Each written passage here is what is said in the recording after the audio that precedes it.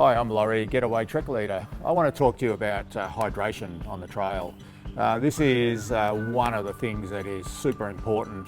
You may well come out of a climate that you've been training in the middle of winter. It could be in Melbourne where the temperature's low, the humidity's low, and you may not consume a great deal of fluid as a result. And we're going into an atmosphere that's higher humidity, higher temperature, and a lot more exertion. So it's really important to get the hydration right. And part of that hydration, obviously apart from just being water, needs to be electrolytes. Now, a lot of people have a personal choice when it comes to electrolytes, but the important thing is to make sure that you actually use them, because they are vital in replacing those salts that you'll lose through perspiration and through that exertion.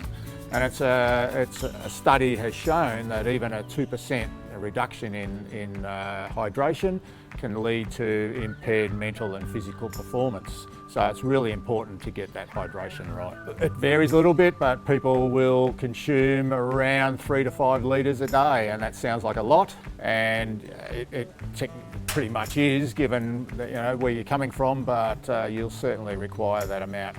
Rule of thumb is, and I usually say that I would like to see people consuming 50-50 at least. Some people say a third's okay, but in terms of electrolytes, 50-50 is ideal. And it's a combination of a water bladder in your pack plus working off a bottle or two, and make sure that you're not drinking when you get thirsty because it's too late.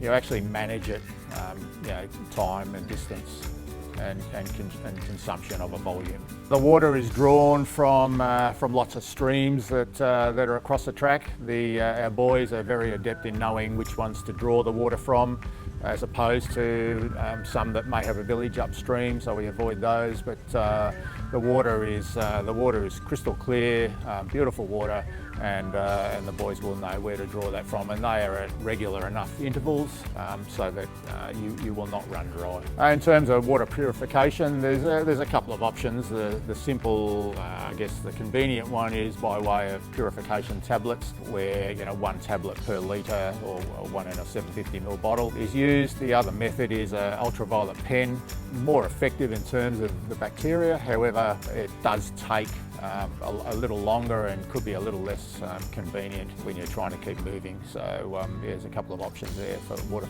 purification. There you have it. That's my take on water. Thank you for listening.